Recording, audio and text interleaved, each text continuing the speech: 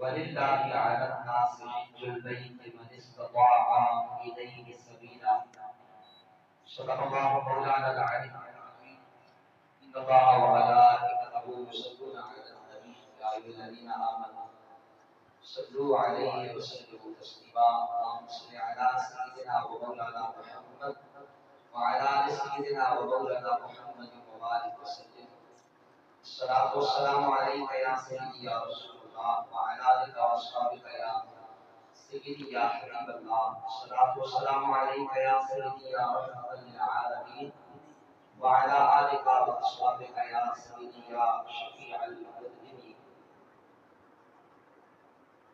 ماہ ذوالحج شریف رواں ہے اور اس ماہ مبارک میں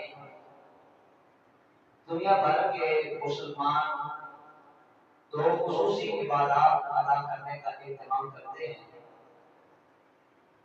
ایک حج بیت اللہ کی سعادت حاصل کرنا اور دوسرا قربانی ادا کرنا. اور ایک تیسری عبادت کا نبی پاک صلی اللہ علیہ وآلہ وسلم نے ترغیب دلائی ہے. مسند امام احمد کے اندر اور سنن ابن ماجہ میں حضرت سیدنا ابو ہریرہ رضی اللہ تعالی عنہ سے بڑی حدیث پاک ہے کہ حضور نبی پاک صلی اللہ علیہ وآلہ وسلم نے ارشاد فرمایا کہ تمام زمانوں میں سے بقر عید کے جو مہینہ ہے اس کے پہلے جو 10 دن ہیں ان 10 دنوں کی عبادت اللہ تبارک و تعالیٰ کو سب سے زیادہ محبوب اور پسندیدہ ہوتی ہے. پھر نبی پاک علیہ الصلوۃ والسلام نے فرمایا یا عدلو کل صیام کصیام سنۃ او کما قال علیہ السلام. حضور علیہ الصلوۃ والسلام نے فرمایا پہلے 10 دنوں کا یعنی 10 میں سے پہلے جو 9 دن ہیں ان دنوں میں جو شخص ایک روزہ رکھے گا اللہ تبارک و تعالیٰ اس کو 1 سال کی عبادت کے برابر اجر اور ثواب عطا فرمائے گا. پھر نبی پاک علیہ الصلوۃ والسلام نے فرمایا یا عبدو قیام لیلۃ کا قیام لیلۃ القدر. نبی پاک علیہ السلام نے فرمایا کہ جو 10 ذی الحج شریف تک راتوں کو قیام کرتا ہے 1 رات کا قیام کرے گا اللہ رب العزت اس کو شب قدر کے برابر اجر اور ثواب عطا فرمائے گا. تو اس سے یہ بات واضح ہوتی ہے کہ ماہ ذی الحج شریف بڑی برکتوں والا بڑی عظمتوں والا شانوں والا مہینہ ہے. اس لیے اس مہینے کے اندر بالخصوص جو پہلے 10 دن ہیں ان دنوں میں کثرت کے ساتھ عبادات ذکر و اذکار کرنے چاہیے اور اگر ممکن ہو سکے تو نفلی روزے رکھنے چاہیے. نفلی روزوں کی بھی علماء اسلام نے ترغیب دلائی ہے اور آپ علیہ الصلوۃ والسلام نے اس ماہ مبارک میں عبادات اور کثرت سے ذکر کرنے کی بھی ترغیب ارشاد فرمائی. ایک اور حدیث پاک میں نبی پاک علیہ الصلوۃ والسلام نے ارشاد فرمایا کہ جو ماہ ذی الحج شریف کے پہلے 10 دنوں میں سے ایک نامی ذی الحج کا روزہ رکھے گا نامی ذی الحج کا روزہ رکھے گا نبی پاک علیہ السلام نے فرمایا 1 دن کا روزہ یعنی نامی ذی الحج شریف کا روزہ یہ گزشتہ 1 سال کے اور آنے والے 1 سال کے گناہوں کے لیے کفارہ بنتا ہے. نامی ذی الحج شریف کے روزے کی اتنی زیادہ فضیلت ہے. اور ایک اور روایت جو مسند ابی اعلی کے اندر ہے نبی پاک علیہ الصلوۃ والسلام نے ارشاد فرمایا کہ جو شخص ماہ ذی الحج کی نامی تاریخ کو روزہ رکھتا ہے اللہ تبارک و تعالیٰ اس کے 2 سالوں کے گناہوں کی بخشش اور مغفرت فرما دیتا ہے. اس لیے واضح ہوا کہ یہ ماہ مبارک عام مہینہ نہیں ہے برکتوں والا مہینہ ہے. اور اس ماہ مقدس میں دنیا بھر کے مسلمان 2 قسم کی عام عبادتیں ادا کرتے ہیں.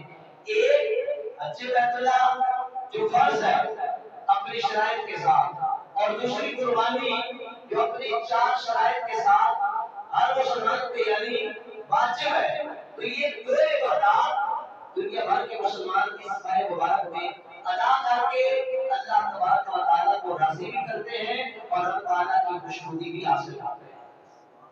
حج کا ذکر کرتے ہوئے اللہ رب العزت نے سورہ آل عمران چوتھے پارے کے پہلے رکوع میں بیان فرمایا، واپس سے پیار سے بولیے سبحان اللہ۔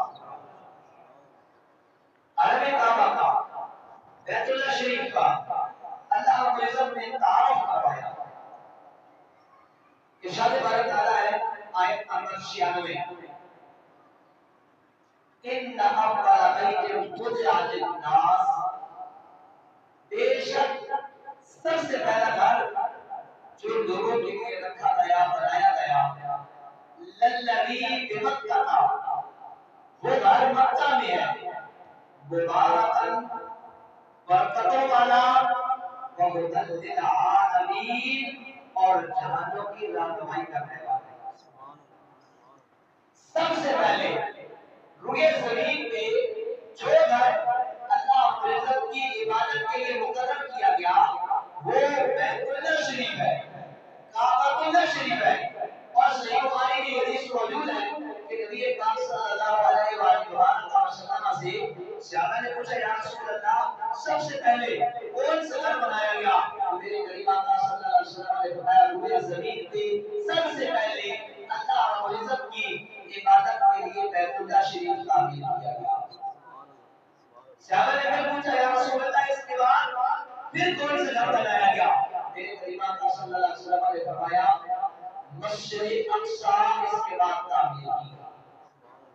تو صحابہ نے کہا یا رسول اللہ ان دونوں کے درمیان کتنا عرصہ تھا؟ تو نبی پاک علیہ السلام نے فرمایا 40 سنۃ، 40 سال کا فرق ہے، 40 سال کا فاصلہ ہے۔ 40 سال کعبہ شریف پہلے تعمیر کیا گیا اور 40 سال گزرنے کے بعد مسجد اقصی تعمیر کی گئی ہے۔ اب یہاں پر آپ غور کریں، ہزاروں سال نبی پاک علیہ السلام کی قیامت، حضور علیہ السلام کی بعثت مقدسہ تشریف آوری سے ہزاروں سال پہلے کعبہ شریف روئے زمین پہ بنایا گیا اور اس کے 40 سال بعد مسجد اقصی بنائی گئی۔ نبی پاک صلی اللہ علیہ وسلم نے صحابہ کرام کو یہ تو بتایا ہے کہ اللہ تبارک و تعالیٰ نے حضور کو غیب کا علم عطا کیا تھا اور غیب کی وجہ سے اللہ نے آپ کو عطا کیا تھا، آپ نے کعبہ شریف کی تعمیر کے بارے میں بتایا ہے۔ ورنہ قرآن پاک میں یہ آیا ہے کہ سب سے پہلے جو گھر بنایا گیا وہ بیت اللہ شریف ہے، کعبہ شریف ہے، لیکن مدت تیاری بیان کیا گیا کہ کتنا عرصہ تھا۔ تو نبی پاک علیہ السلام نے اس مدت کو بیان کر دیا، جس طرح ایک اور حدیث پاک میں ہے کہ نبی پاک صلی اللہ علیہ وآلہ وسلم نے ارشاد فرمایا کہ سب سے پہلے اللہ رب العزت نے قلم کو پیدا کرا۔ شاشی کے اندر یہ حدیث موجود ہے۔ تو اللہ رب العزت نے جب قلم کی تخلیق کروا دی تو رب تبارک و تعالیٰ نے فرمایا اکتب، قلم کو فرمایا لکھ، تو قلم نے عرض کیا ما اکتب، میں کیا لکھوں؟ تو اللہ رب العزت نے فرمایا ما کانا وما ہوا قائم۔ میرے قریب آقا صلی اللہ علیہ وسلم نے ارشاد فرمایا کہ اللہ رب العزت نے فرمایا جو کچھ ہو چکا اور جو کچھ ہونے والا ہے وہ لکھو۔ جو کچھ ہو چکا اور جو کچھ ہونے والا ہے وہ لکھ دے۔ اب یہاں ایک قابل غور ہوتا ہے، میرے عقیدے کی بات ہے، وہ کیا؟ وہ یہ ہے کہ قلم کو اللہ رب العزت نے پیدا فرمایا، قلم کو فرمایا لکھ۔ قلم نے پوچھا کیا لکھوں؟ مدد میں جو کچھ ہو چکا جو کچھ ہونے والا ہے، تو قلم نے لکھ دیا۔ یہ حدیث مشکات جامع ترمذی میں موجود ہے۔ جو کچھ ہو چکا اور جو کچھ ہونے والا تھا سب کچھ قلم نے لکھ دیا۔ تو قلم نے جو لکھا قلم کے علم کے ساتھ لکھا، اگر قلم کے علم نہ ہوتا تو قلم نہ لکھتا۔ قلم نے جو کچھ ہو گیا جو کچھ ہونے والا تھا وہ سارا لکھا۔ اللہ نے قلم کو سب کچھ کا علم عطا کیا تھا اور قلم اللہ کی مخلوقات میں سے ایک مخلوق ہے۔ جب قلم کو اللہ نے کائنات میں جو کچھ ہونے والا تھا سب کچھ کا علم اللہ نے عطا کیا تو ساری مخلوقات میں سے اعلی مخلوق ہمارے آقا مولا جناب سیدنا محمد مصطفیٰ ہے۔ اللہ تبارک و تعالیٰ نے آپ کو بھی جو کچھ ہو چکا تھا، جو کچھ ہونے والا تھا، وہ سارا کچھ عطا فرما دیا۔ اور اس حدیث موجود ہے کاشی کے اندر صحیح مسلم مسند امام احمد حدیث کی دیگر کتابوں میں یہ روایت موجود ہے کہ حضرت عمر رضی اللہ تعالیٰ عنہ بیان فرماتے ہیں کہ نبی پاک علیہ السلام نے طویل خطبہ ارشاد فرمایا۔ فجر کی نماز سے زور سے اثر سے مغرب تک، مغرب سے عشاء تک حضور علیہ السلام نے منبر شریف پر بیٹھ کر طویل خطبہ ارشاد فرمایا۔ حضرت عمر بن اخطب فرماتے ہیں فاخبرنا بما كان وبما هو قائل الى يوم القيامه۔ فرماتے ہیں نبی پاک علیہ الصلوۃ والسلام نے جو کچھ ہو چکا تھا اور جو کچھ قیامت تک ہونے والا تھا، ہر چیز کے بارے میں نبی پاک صلی اللہ علیہ وسلم نے ہمیں بتا دیا ہے۔ اس کی اعلیٰ حضرت امام اہل سنت نے پھر اس کی ترجمانی اپنے انداز میں کی۔ سر عرش پر ہے تیری گزر، دل فرش پر ہے تیری گزر، محبت سے پیار سے بولیے سبحان اللہ۔ امام فرماتے ہیں سر عرش پر ہے تیری گزر،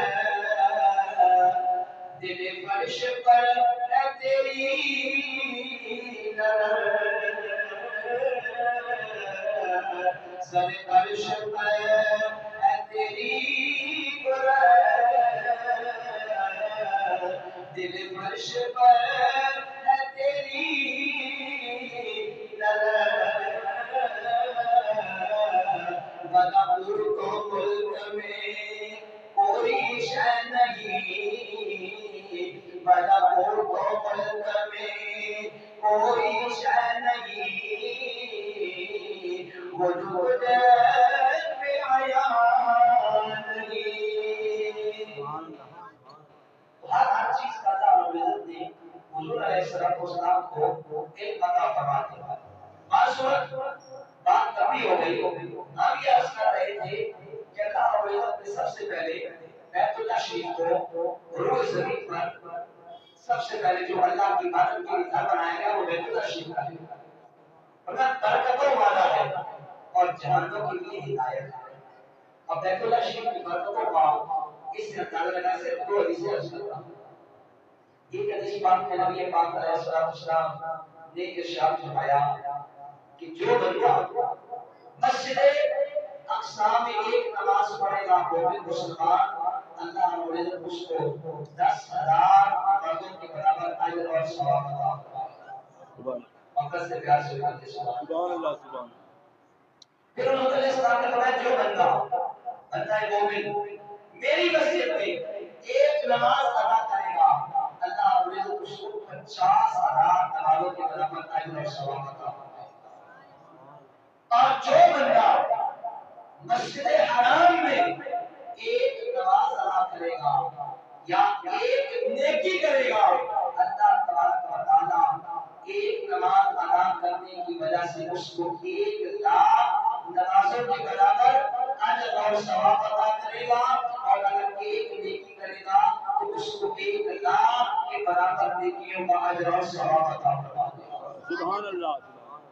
حضرت امام حسن بصری فرماتے ہیں کہ کعبہ شریف پر ہر دن رات میں 120 رحمتیں نازل ہوتی ہیں۔ 120 ستون للطائفین، 60 رحمتیں اللہ طواف کرنے والوں کو عطا فرماتا ہے، 40 رحمتیں نماز پڑھنے والوں کو اللہ رب العزت عطا فرماتا ہے، اور 20 رحمتیں اللہ تبارک و تعالی زیارت کرنے والوں کو عطا فرماتا ہے۔ اس لیے ایک اور حدیث پاک میں حضور علیہ السلام نے فرمایا النذر فی المصحف عبادۃ والنذر فی الکعبۃ عبادۃ والنذر فی الوالدین عبادۃ والنذر فی وجه العالم عبادۃ۔ نبی پاک علیہ السلام نے فرمایا کعبہ کو دیکھنا بھی عبادت ہے، قرآن کو دیکھنا بھی عبادت ہے، والدین کے چہرے کی زیارت کرنا بھی عبادت ہے، اور عالم ربانی عالم حق کے چہرے کی زیارت کرنا بھی عبادت ہے۔ جب ایک بندہ زبانی قرآن مجید کی تلاوت کرتا ہے تو اس کو 1 گنا اجر ثواب ملے گا، اور ایک بندہ قرآن مجید دیکھ کر تلاوت کرتا ہے اس پر اللہ تبارک و تعالیٰ 2 اجر عطا کرے گا، ایک تلاوت کا اجر عطا کرے گا اور دوسرا قرآن کی زیارت کا اجر اور ثواب عطا کرے گا۔ اس لیے قرآن مجید کو دیکھنا، اس کی زیارت کرنا بھی عبادت الہیہ ہے۔ آگے چلیے، فرمایا فیہ آیات، کعبہ شریف میں حرم کعبہ میں نشانیاں ہیں، بینات واضح، مقام ابراہیم، مقام ابراہیم ہے، اور مقام ابراہیم کون سی جگہ ہے؟ جب نبیہ جناب سیدنا حضرت ابراہیم خلیل اللہ علیہ السلام نے جب کعبہ شریف کی تعمیر کی تو جس پتھر پر آپ اپنے پاؤں کو مبارک رکھ کر کعبہ کی دیواروں پر پتھر لگاتے تھے، پتھر رکھتے تھے، اس پتھر پر جس پر آپ کھڑے ہوئے ہیں اس کو مقام ابراہیم کہتے ہیں، اور آپ کے قدمین طیبین کے نشان آج تک اس پتھر میں موجود ہیں۔ وہ پتھر اللہ کے نبی کے پاؤں کے ساتھ لگنے کی وجہ سے اللہ نے اس کے وہ مقام اور وہ مرتبہ عطا کر دیا ہے کہ تاسع قیامت جو بھی حاجی حج کرنے والا، جو بھی عمرہ کرنے والا شخص ہے، جب طواف کے ساتھ چکر مکمل کرتا ہے اس کو مقام ابراہیم کے سامنے جا کر جو نماز پڑھنے پڑتے ہیں، کیونکہ اللہ نے قرآن میں حکم ارشاد فرمایا وَاتَّخِذُوا مِن مَّقَامِ إِبْرَاهِيمَ مُصَلًّى، یعنی اے حضور کے غلاموں تم مقام ابراہیم کو جائے نماز پڑھا۔ تو یہ مقام ابراہیم ہے، اللہ رب العزت نے مقام ابراہیم کو یہ عظمت اور شان دی۔ تو ہے ومن دخلہ کان آمنا، جو بھی کعبہ میں داخل ہوا امن پا گیا ہے، کعبہ شریف میں جو داخل ہوا امن پا گیا، اور اللہ رب العزت نے اس جگہ کو اتنا امن والا بنایا، اتنا امن والا بنایا، وہاں پر کسی کو قتل کرنے کی اجازت نہیں۔ ایران جس نے باندھا ہوا ہے اس کو مکھی، مچھر وغیرہ کسی پرندے کو مارنے کی اجازت نہیں، کسی جانور کا شکار کرنے کی اجازت نہیں ہے۔ اللہ رب العزت نے اس جگہ کو اتنا امن والا بنا دیا ہے، وہ امن والی، سکون والی، اطمینان والی اور دلوں کو چین اور اطمینان دینے والی جگہ ہے کعبہ شریف۔ اس لیے جو بندہ مومن وہاں جاتا ہے اس کو اللہ کی رحمتوں کی وجہ سے سکون نصیب ہوتا ہے۔ کبھی کعبہ شریف کا طواف کر رہا ہے، کبھی کعبہ کی زیارت ہے، کبھی مقام ابراہیم کے سامنے جا کر نفل ادا کر رہا ہے، کبھی حجر اسود کو استلام کر رہا ہے، کبھی صفا مروہ پہ سعی کر رہا ہے، کبھی جو ہے وہ زمزم شریف پی رہا ہے۔ اللہ رب العزت نے اس جگہ کو اپنے مقربین کی نسبت کی وجہ سے بڑی عظمتیں اور شانیں عطا فرمائی۔ اللہ کے لیے ہے، زندہ سے لوگوں پر حج البیت بیت اللہ شریف کا حج کرنا، من استطاع الیہ سبیلا، جس میں بیت اللہ شریف تک جانے کی طاقت ہے، جس شخص میں بیت اللہ شریف تک جانے کی طاقت ہے، صاحب استطاعت ہے، ذات راہ موجود ہے، اس شخص کے لیے بیت اللہ شریف کا حج ادا کرنا فرض ہے۔ حضرت ابو ہریرہ اور حضرت عبداللہ بن حارث رضی اللہ تعالیٰ عنہ کی مشکوٰۃ شریف میں دیگر حدیث کی کتابوں میں روایت موجود ہے کہ نبی پاک علیہ السلام نے فرمایا کہ ان اللہ قد فرض علیکم الحج، حضور علیہ السلام نے فرمایا لوگوں اللہ نے تم پہ حج فرض کیا ہے۔ تو حضرت عقرہ بن حابس رضی اللہ عنہ آپ کہے گی عرض کی یا رسول اللہ ابھی کل عام ہے، یا رسول اللہ ہر سال حج فرض ہے؟ نبی پاک صلی اللہ علیہ وسلم خاموش تھے۔ آپ نے پھر عرض کیا یا رسول اللہ کیا حج آسان فرض ہے؟ حضور خاموش تھے۔ پھر عرض کیا کہ میرے کریم آقا نے ارشاد فرمایا لو قلت نعم لوجب ولما استطعتم، حضور نے فرمایا اگر میں ہاں کہہ دیتا تو ہر سال حج کرنا تمہیں فرض کر دیا ولما استطعتم، لیکن تم طاقت نہ رکھتے۔ یہ اس سے معلوم ہوا اللہ رب العزت نے حضور کو اتنے اختیارات عطا کیے ہیں، اتنے اختیارات عطا کیے ہیں کہ حضور رب کی عطا سے کسی پہ کوئی چیز فرض کرنا چاہے، واجب کرنا چاہے تو اللہ کی دی ہوئی اختیار سے سے حضور کسی پہ کوئی چیز فرض بھی کر سکتے ہیں، واجب بھی کر سکتے ہیں، کیونکہ اللہ نے آپ کو مالک اخراج نبی بنایا ہے۔ میں تو مالک ہی کہوں گا کہ وہ مالک کے حبیب، میں تو مالک ہی کہوں گا کہ وہ مالک کے حبیب، یعنی محبوب غیب میں نہیں میرا پیارا۔ ایک حدیث پاک میں نبی پاک صلی اللہ علیہ وسلم نے ارشاد فرمایا کہ جو بندہ حج کرنے کے لیے جائے، من حج البیت ولم يرفث ولم يفسق، جس نے حج کیا اور نہ ہوش ہوئی کی ہے اور نہ ہی کوئی گناہ کا کام کیا ہے، رجع غیر من ولدت میرے کریم آقا صلی اللہ علیہ وسلم نے فرمایا وہ حج سے واپس اس طرح لوٹے گا کہ جس طرح ایک بچہ پیدا ہوتا ہے اور گناہوں سے پاک ہو جاتا ہے، اسی طریقے سے کوئی حج کرنے والا مومن ہے تو وہ حج کر کے جب واپس لوٹتا ہے تو گناہوں سے پاک ہوتا ہے۔ حج بیت اللہ کی بڑی عظمتیں ہیں، اللہ تبارک و تعالیٰ ہم سب کو حج بیت اللہ کی سعادت سے مشرف فرمائے۔ بار بار وعدم ہر بیت بیت اللہ و تعالیٰ و تعظیمہ کی عادت سے مشرف فرمائے۔ وآخر دعوانا الحمدللہ رب العالمین۔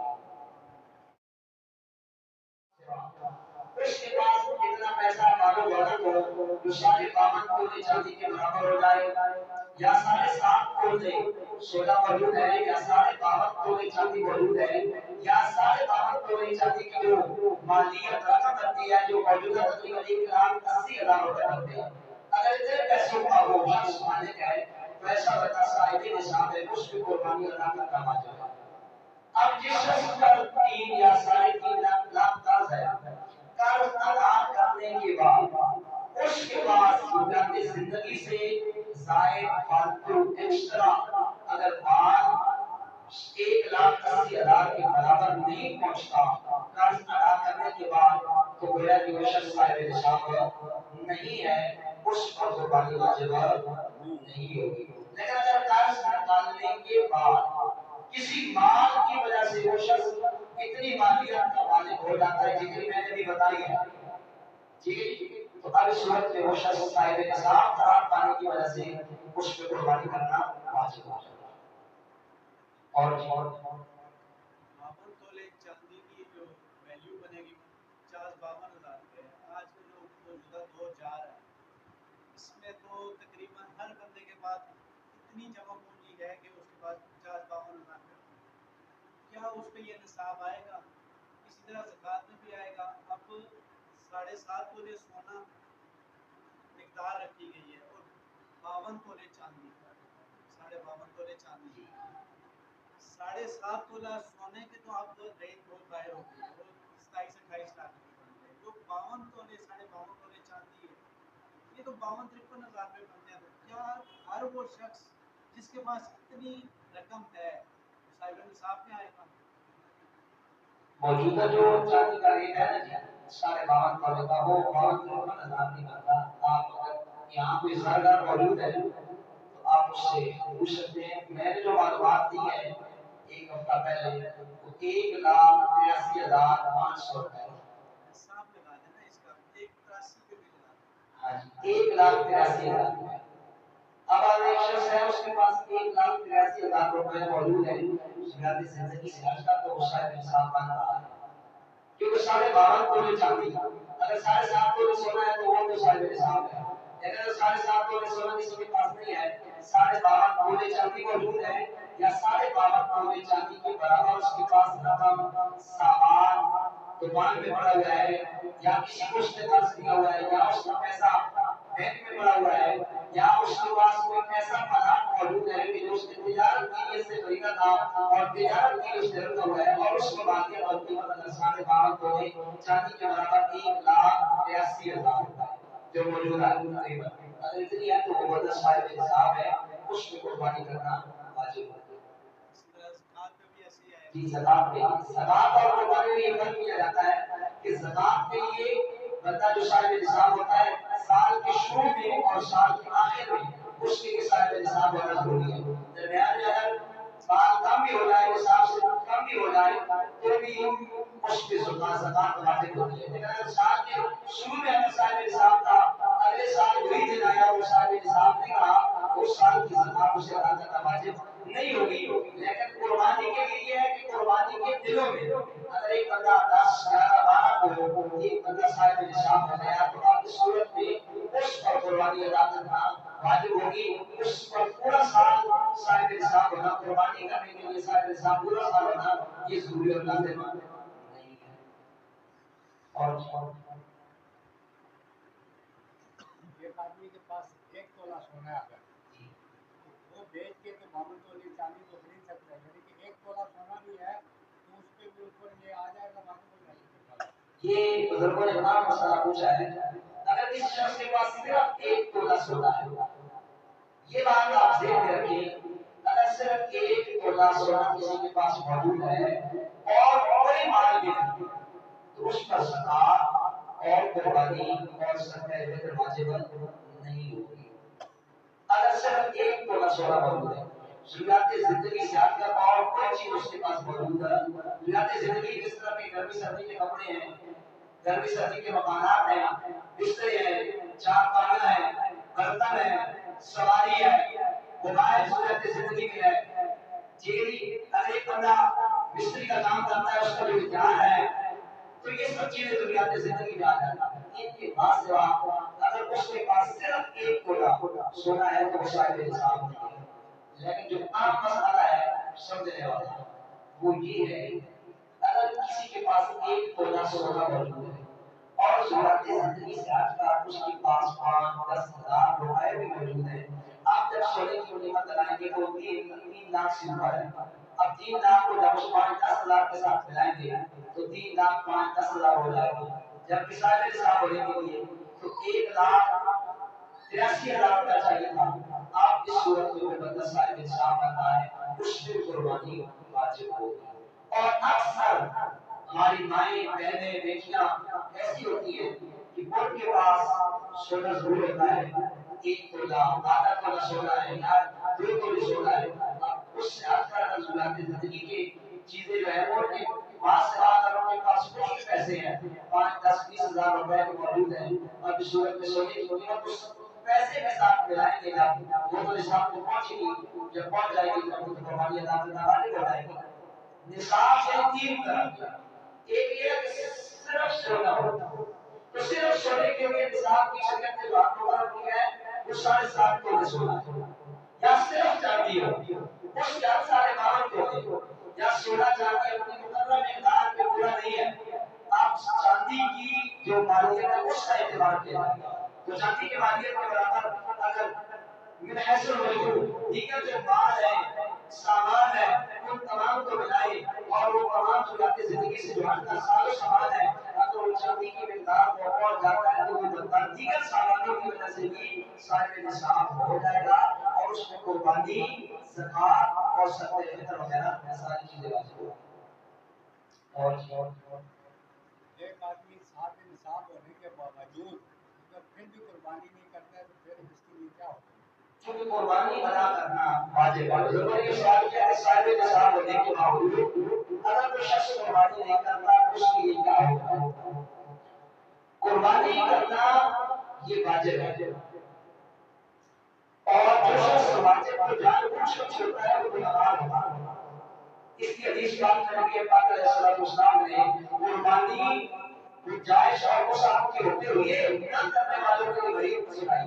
حضور علیہ الصلوۃ والسلام نے ارشاد فرمایا کہ من کان له ساعۃ ولم یضحی فلا یقرب المصلی، کہ جس کے پاس کوئی جائز استطاعت اور طاقت ہو اور اس کے باوجود وہ قربانی نہ کرے تو ہماری عیدگاہ میں قریب نہ آئے. وعید پڑھنے کے لیے نہ آئے. اس سے معلوم ہوتا ہے قربانی واجب ہے اور جو شخص جان بوجھ کر اس وعدے کو چھوڑتا ہے وہ گنہگار ہوگا اور اس پر نبی پاک صلی اللہ علیہ وسلم نے یہ وعید سنائی ہے. اور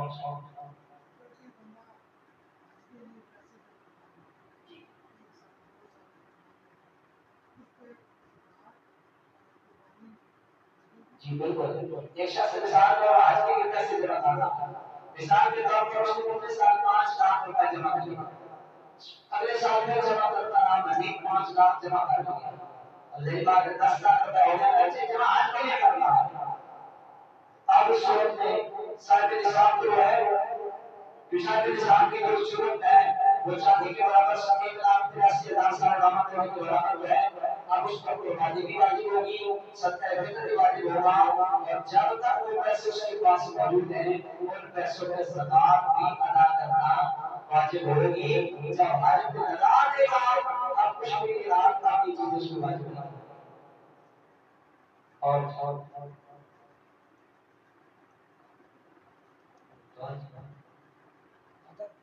اگر کوئی بندہ فوت ہو جائے اس کے لیے قربانی کرے کیا اس کی قربانی ہو جائے؟ جی بالکل، ایک بندہ فوت ہو جائے تو فوت شدہ لوگوں کے لیے قربانی کرنا ایصال ثواب کے طور پر شرعاً بالکل جائز اور درست ہے۔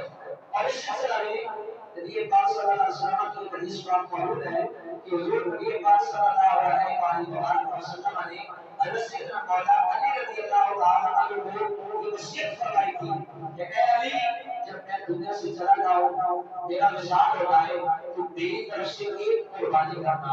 تو حضرت مولا علی رضی اللہ تعالیٰ عنہ ہر سال ایک قربانی اپنی طرف سے کیا کرتے تھے اور ایک قربانی نبی پاک صلی اللہ علیہ وسلم کی بارگاہ میں نذرانہ پیش کرنے کے طور پر کیا کرتے تھے۔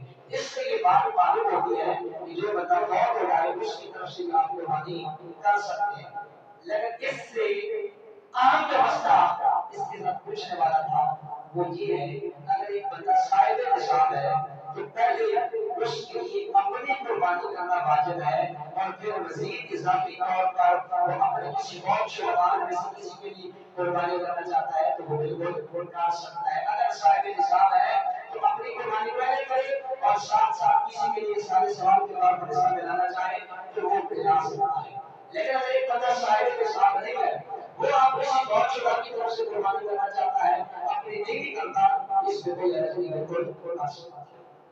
آخری سوال، ایک صاحب نے کچھ دن پہلے سوال کیا تھا کہ وہ تقریباً 6 یا 7 سال یا 8 سال پہلے عمرے پہ گئے تھے، تو اب اسے یاد نہیں ہے کہ صفا مروہ کے کتنے چکر لگائے تھے، وہ شش و پنج کے اندر ہے کہ میں نے پورے کیے تھے یا نہیں کیے، تو اب اس کے لیے کیا ہوگا؟